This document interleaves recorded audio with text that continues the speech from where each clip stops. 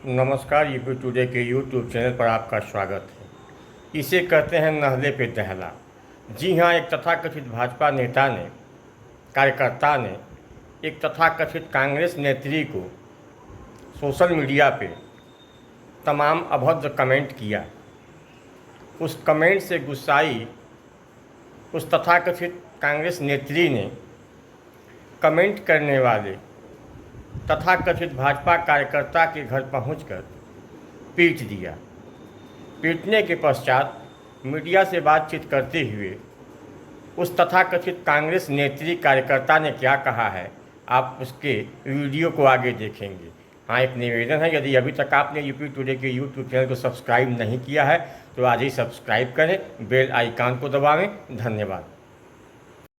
पिछले 4 साल से सैफरॉन राजेश सिंह नाम का व्यक्ति मेरे नाम को बदनाम करने के लिए अभद्र टिप्पणियां कर रहा था अपने फेसबुक पेज पे, जिस पे उसके 5000 फ्रेंड्स हैं। लगातार शॉर्ट फॉर्म में रोकूजा लिख के मेरे बारे में, मेरे पति के बारे में, मेरे पिताजी के बारे में, मेरे घर वालों के बारे में अभद्र टिप्पणियां कर रहा था। लेकिन पिछले 2 दिन पहले उसने मेरा नाम पूरा लिख के रोशनी कुशल जायसवाल को प्रेग्नेंट करना पड़ेगा, उसके साथ बलात्कार करना पड़ेगा, तब जाके उसका मुंह बंद होगा। मेरा मुंह बंद करने के लिए उसने मुझे प्रेग्नेंट करने की धमकी दी, जिसके खिलाफ मैंने डीएम और कमिश्नर सर के खिलाफ के ऑफिस में एप्लीकेशन लिखा। और आज अपने बहनों के साथ, अपनी चाची मामी के साथ, अपने भाइयों के साथ उसके घर पे पहुंच के उसकी माँ, उसकी बेटी जो कि 16 साल की बेटी है, उसको बताने पहुंची कि उसका बाप, उसका पति किस तरह से दूसरी महिलाओं के साथ बलात्कार करने की धमकी दे रहा है। मैं अकेले घर से बाहर निकलती हूँ अपने बेटे को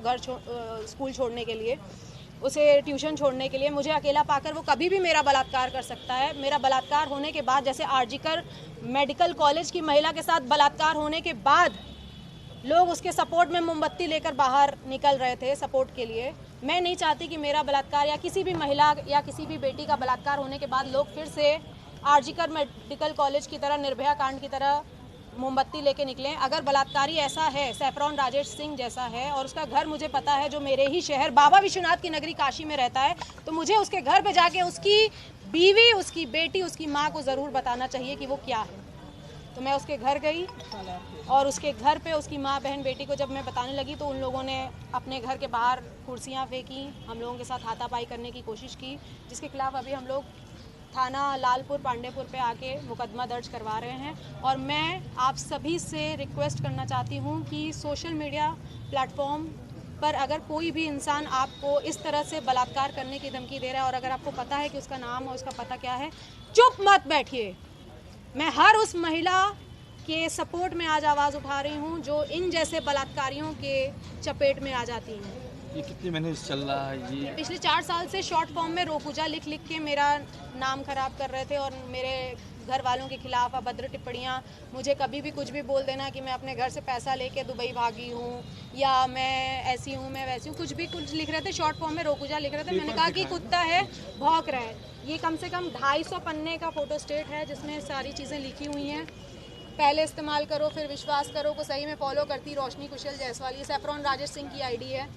फिर इसमें लिखा है कि आखिर माल हो हमार, तहु के दिलवा देव, अब बात खत्म करा, फिर से प्रेग्नेंट करे के होई तब जाके रोशनी कुशल जायसवाल माल बनाओ। आप एक कांग्रेस की नेता भी हैं, क्या कहेंगे जिस तरीके से योगी सरकार लगातार बुलडोजर की बात करती है? योगी सरकार बुलडोजर चलवाती है, इन जैसे घर पे कब बुलडोजर चलेगा? और सैफरॉन राजेश सिंह नहीं, इसका नाम होगा आज से बलात्कारी राजेश सिंह।